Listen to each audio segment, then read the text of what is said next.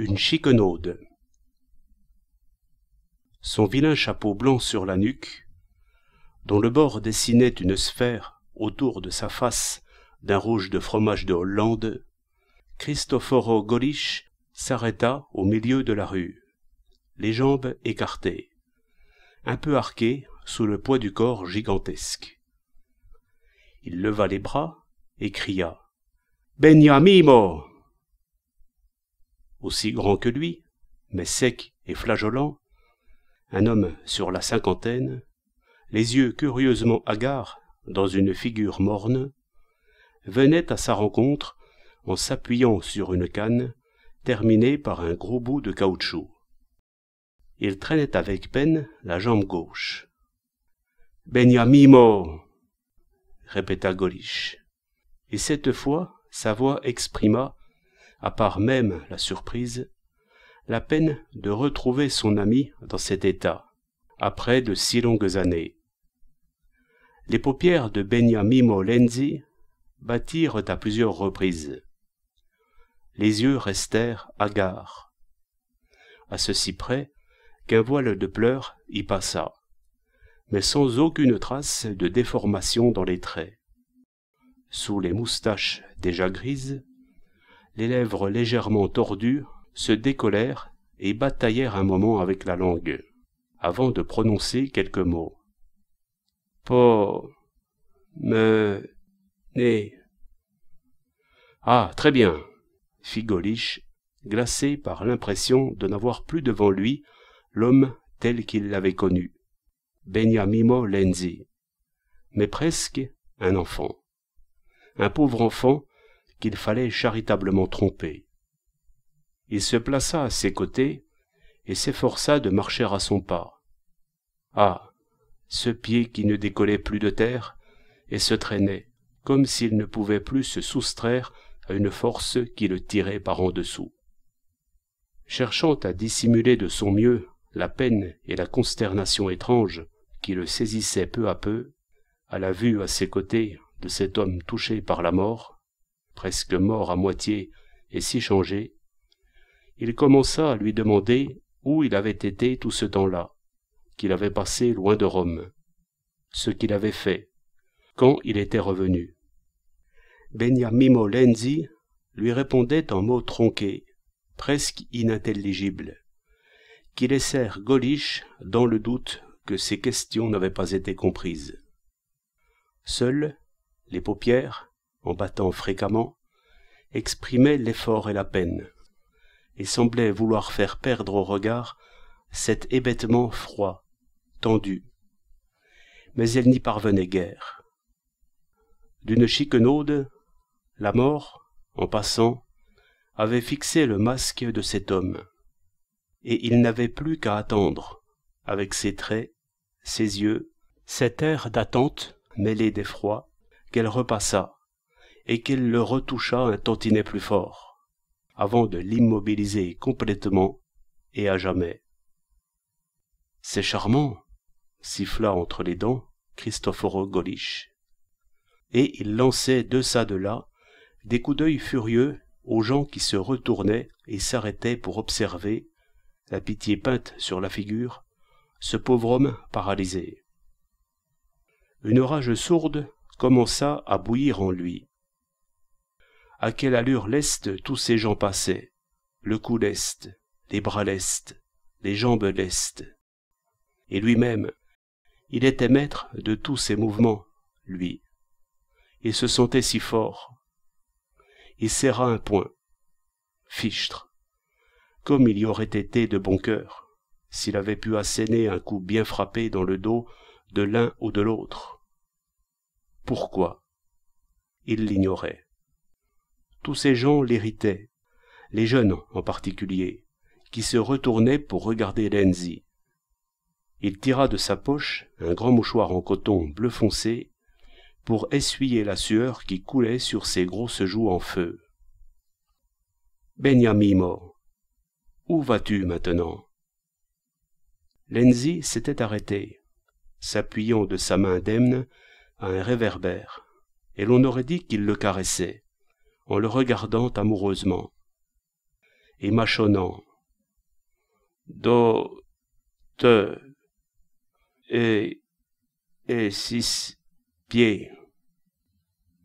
Et il essaya de lever le pied paralysé. Un exercice, fit Golish. Tu t'exerces le pied? Ma, répéta Lenzi. Parfait, s'exclama de nouveau Golish. L'envie lui venait de lui attraper le pied, de le lui étirer, de prendre son ami par le bras et de le secouer de toutes ses forces pour l'arracher à cette horrible immobilité. Il n'arrivait pas, c'était plus fort que lui, à le voir devant lui dans ce misérable état. C'était donc cela, le compagnon de ses anciennes escapades, aux belles années de jeunesse, puis des heures de loisir, tous les soirs, en bons célibataires qu'ils étaient restés tous deux.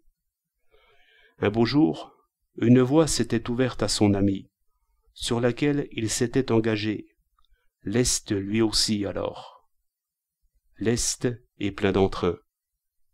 Mais oui, bonnes gens, des luttes, de la peine, des espérances, et puis de but en blanc, voici en quel état il était revenu. Quelle pitrerie! Quelle pitrerie! Il aurait voulu lui parler de tant de choses, et il se demandait comment s'y prendre. Des questions se pressaient sur ses lèvres, et il mourait, glacé. « Te souviens-tu, aurait-il voulu lui dire, de nos fameux paris à la Fiaschetteria Toscana? Et Nadina, te rappelles-tu? Elle est encore avec moi, tu sais. Tu me l'as collée, vieux birbe, quand tu es parti pour Rome. La brave fille, elle t'aimait tellement. Elle pense encore à toi, sais-tu? Elle me parle beaucoup de toi, quelquefois. J'irai la voir ce soir même, et je lui dirai dans quel état je t'ai rencontré, pauvre. Mais à quoi bon te questionner? Tu ne te souviens de rien? Peut-être ne me reconnais-tu pas, ou me reconnais-tu à peine?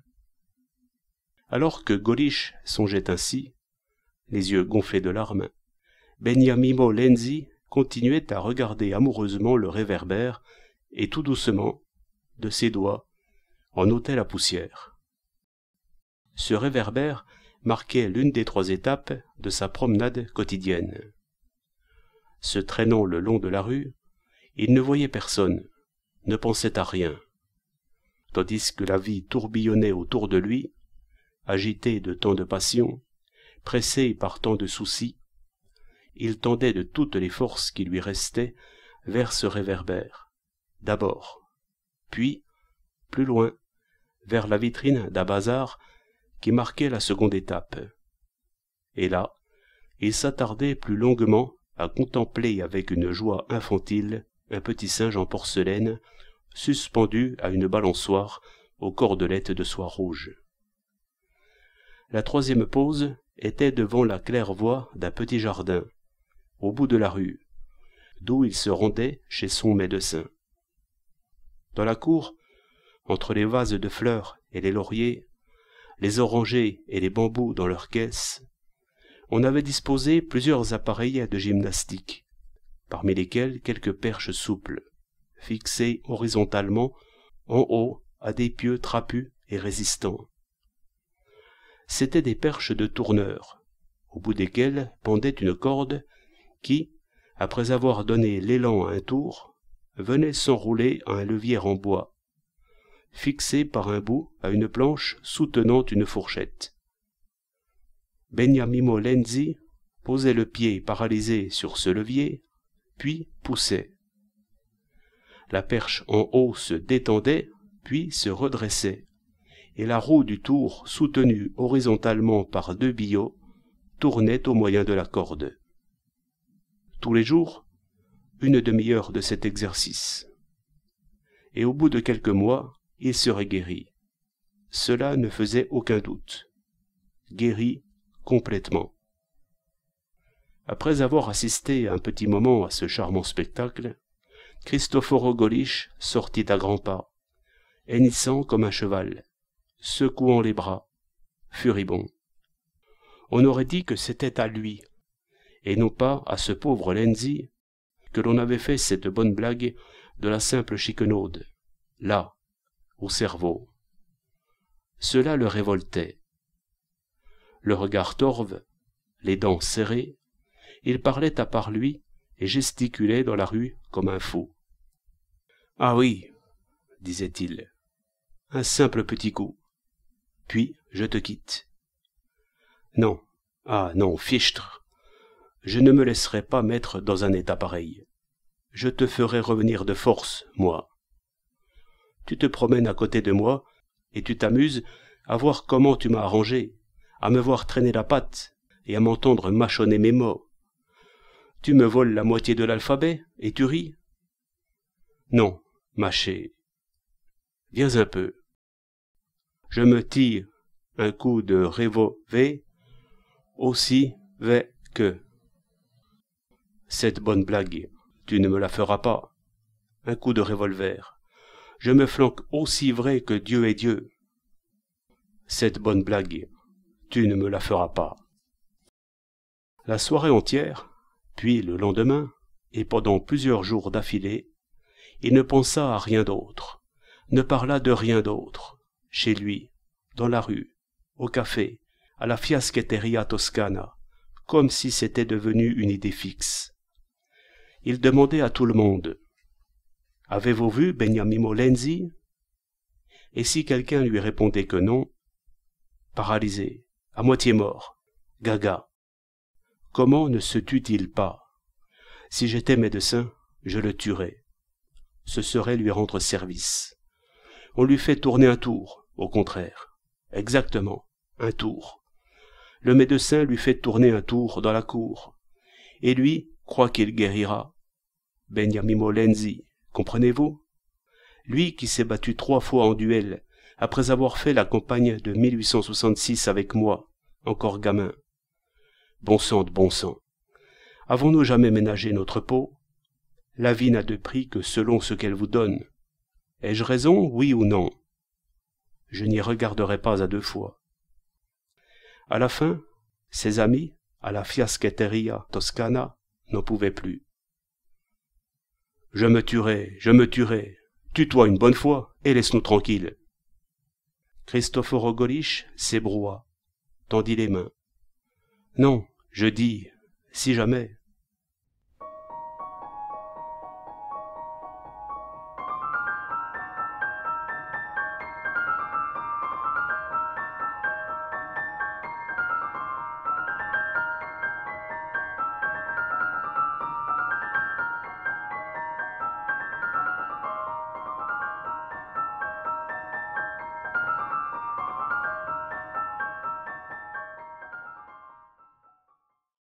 Environ 1 mois plus tard, alors que Cristoforo Golisch déjeunait avec sa sœur veuve et son neveu, ses yeux se révulsèrent soudain.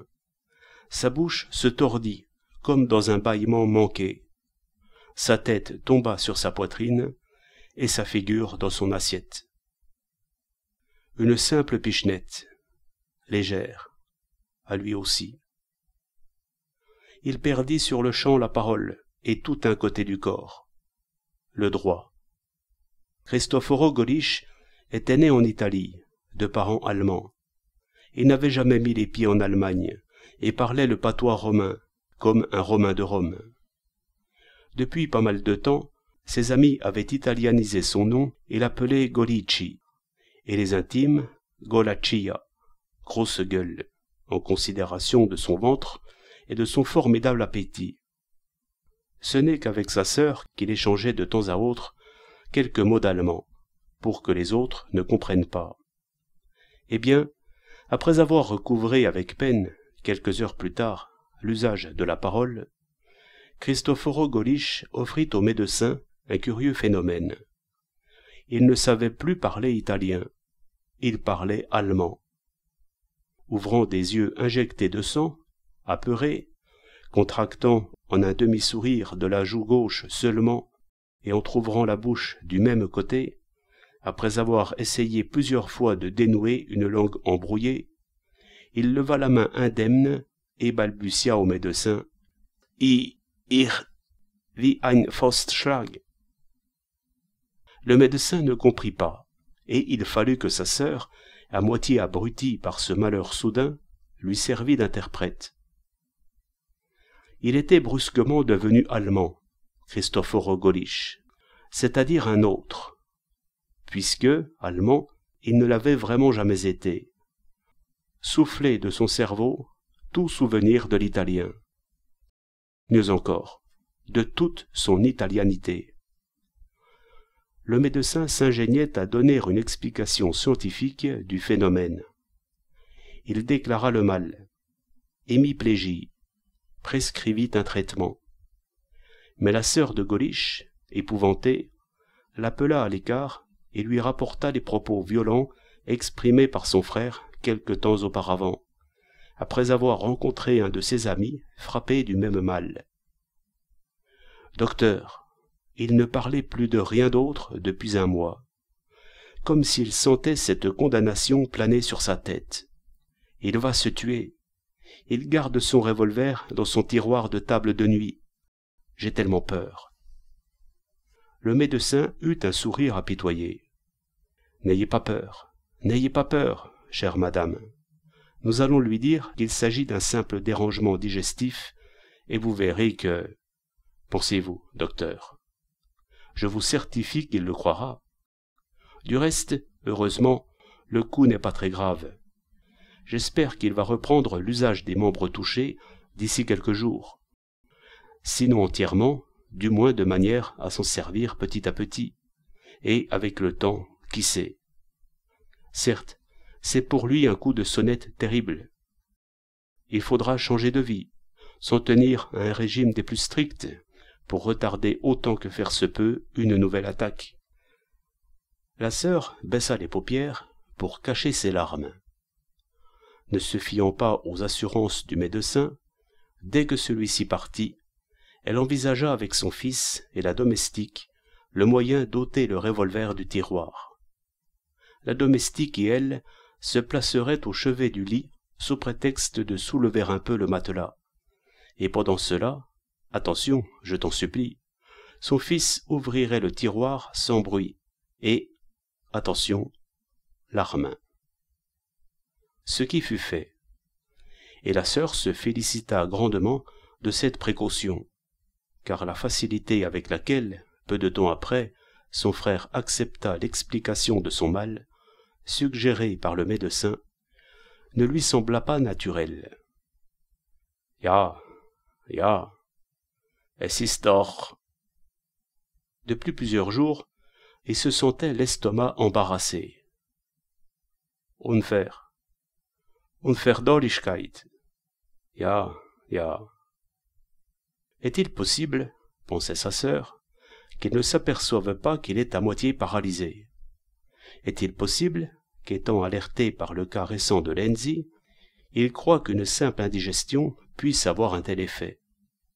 Dès la première veillée, elle commença à lui souffler tendrement, comme à un enfant, les mots de la langue oubliée, lui demandant pourquoi il ne parlait plus italien.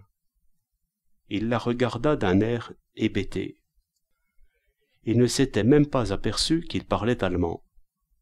Tout à coup, il lui était venu de parler ainsi, et il pensait qu'il ne pouvait pas parler autrement. Toutefois, il s'efforça de répéter les mots italiens, en faisant écho à sa sœur. Mais il les prononçait d'une voix tout autre, avec un accent étranger, comme un Allemand s'efforcerait de parler italien. Il appelait son neveu Giovannino Cioffa, et son neveu, le nigaud, riait, comme si son oncle l'appelait ainsi pour rire. 3 jours plus tard, quand on apprit à la Fiaschetteria Toscana l'attaque qui avait brusquement frappé Golisch, ses amis accourus eurent un spécimen lamentable de son nouveau langage. Quant à lui, il n'avait aucunement conscience de l'étrange impression qu'il faisait, en parlant de cette façon.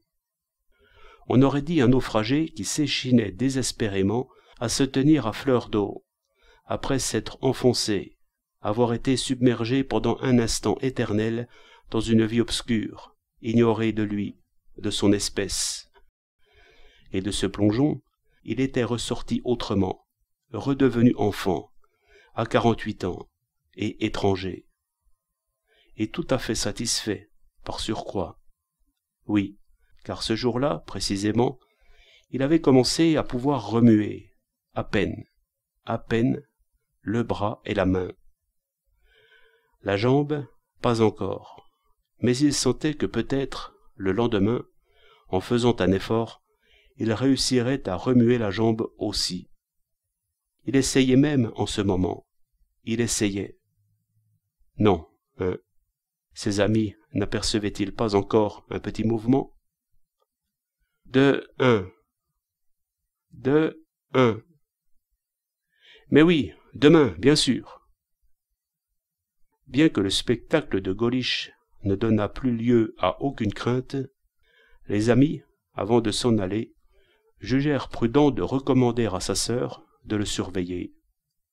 D'un moment à l'autre, on ne sait jamais, il se pourrait que sa conscience se réveille, et... Chacun d'eux pensait ce qu'avait pensé Gaulish en bonne santé, c'est-à-dire que la seule issue était d'en finir par un coup de revolver, pour ne pas rester si diminué et sous la terrible menace, impossible à parer, d'une nouvelle attaque d'un moment à l'autre. Eux, oui, le pensaient maintenant, mais Gaulish, non. Quelle jubilation quand, une vingtaine de jours plus tard, il put faire ses premiers pas dans sa chambre, soutenu par sa sœur et son neveu. Les yeux, il est vrai, il ne pouvait pas les voir, vitreux, hébétés, fixes, comme ceux de Beniamino Lenzi.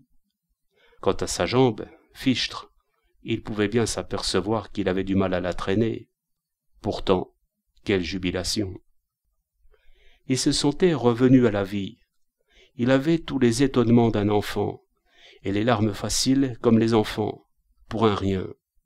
Il sentait venir à lui de tous les objets de la chambre un réconfort très doux, familier, jamais éprouvé auparavant. Et l'idée qu'il pouvait aller sur ses pieds jusqu'à ces objets, qu'il pouvait les caresser, l'attendrissait jusqu'à en pleurer.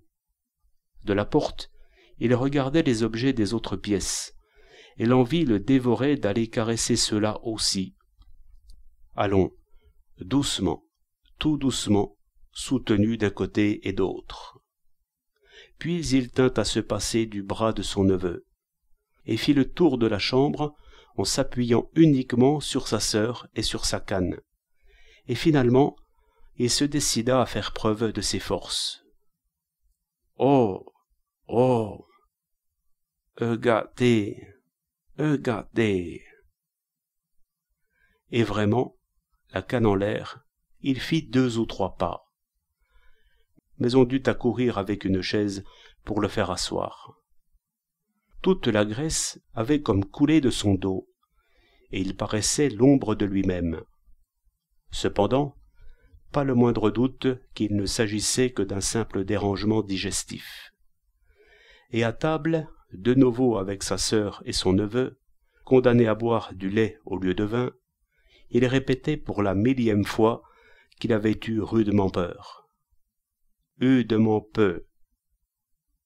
Si ce n'est que la première fois qu'il sortit, accompagné par sa sœur, il lui manifesta en grand secret son désir d'être conduit chez le médecin qui soignait Beniamino Lenzi. Il voulait à son tour s'exercer le pied dans sa cour. La sœur le regarda, interdite. Il savait donc. « Dis-moi, tu veux y aller aujourd'hui même ?»« Oui, oui. » Ils trouvèrent déjà Beniamino Lenzi autour, ponctuellement, dans la cour. « Beniamino !» appela Gaulish. Beniamino ne montra aucun étonnement de revoir son ami dans le même état que lui. Il décolla les lèvres sous ses moustaches en contractant la joue droite, et mâchonna « Toi, oui ?» et il continua à pousser le levier. À présent, 2 perches se distendaient et se redressaient, en faisant tourner les roues par la corde. Le lendemain, Cristoforo Golisch, ne voulant pas être en reste avec Lenzi, qui se rendait au tour tout seul, refusa énergiquement l'escorte de sa sœur. Au premier moment, celle-ci donna l'ordre à son fils de suivre son oncle à une certaine distance, sans se faire voir. Puis, rassurée, elle le laissa vraiment aller seul. Alors, chaque jour, à la même heure, les deux paralysés se retrouvaient dans la rue et poursuivaient de conserve, en observant les mêmes étapes. Au réverbère, puis plus loin, à la vitrine du bazar, pour contempler le petit singe de porcelaine suspendu à la balançoire. Enfin, à la claire-voie du petit jardin. Cependant, aujourd'hui, une idée curieuse est passée par la tête à Cristoforo Golisch. Et voici, il la confie à Lenzi. Tous les deux, s'appuyant au réverbère fidèle, se regardent dans les yeux et s'efforcent de sourire, contractant l'un la joue droite, l'autre la gauche. Ils devisent un moment de leurs langues embrouillées. Puis, Golisch fait signe à un cocher de sa canne. Aidés par celui-ci, l'un puis l'autre montent en voiture, et, vite, chez Nadina, place d'Espagne. En voyant ces deux fantômes poussifs, qui ne tiennent plus sur leurs jambes après l'énorme effort de la montée, la pauvre Nadina reste bouche bée, effarée. Elle se demande s'il faut pleurer ou rire. Elle s'empresse de les soutenir, les traîne au salon, les fait asseoir à côté d'elle et se met à les gronder durement de la folie qu'ils ont commise, comme deux polissons qui se soustraient à la surveillance de leur précepteur. Beniamino Lenzi fait la lippe, évelant, à pleurer. Au contraire, Golisch, très sérieux, sourcils froncés, cherche à lui expliquer qu'ils étaient d'accord pour lui faire une jolie surprise. Une surprise. Mignon, comme il parle maintenant, ce maudit allemand. Mais oui, merci, fait immédiatement Nadina. Brave garçon, vous avez été très gentils tous les deux, vous m'avez fait grand plaisir. Je le disais pour vous, venir jusqu'ici, monter tous ces étages. Allons, Beniamino, ne pleure pas, mon chéri. Qu'y a-t-il? Courage, courage. Et elle se met à lui caresser les joues, de ses jolies mains couleur de lait et dodu, couvertes de bagues. Qu'y a-t-il? Qu'y a-t-il? Regarde-moi. Tu ne voulais pas venir, n'est-ce pas? C'est ce polisson qui t'a amené. Mais je ne le caresserai pas, lui, une seule fois. Tu es mon gentil Beniamino, tu es mon grand gros garçon. Chéri, allons, essuie-moi ces petites larmes, comme ça. Regarde cette belle turquoise. Qui me l'a offerte? Qui l'a offerte à sa Nadina à lui? Mais c'est ce vieux coquin qui me l'a offerte. Tiens, chérie. Et elle lui met un baiser sur le front, puis se lève d'un bond et rapidement, de deux doigts, essuie ses larmes. Que puis-je vous offrir? Cristoforo Golisch, qui reste humilié et grognon, ne veut rien accepter.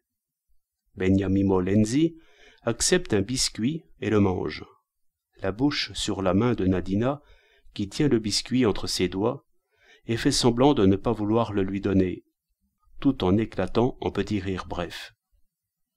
Non. Ils sont mignons, n'est-ce pas, tous les deux? Comme il rit à cette plaisanterie.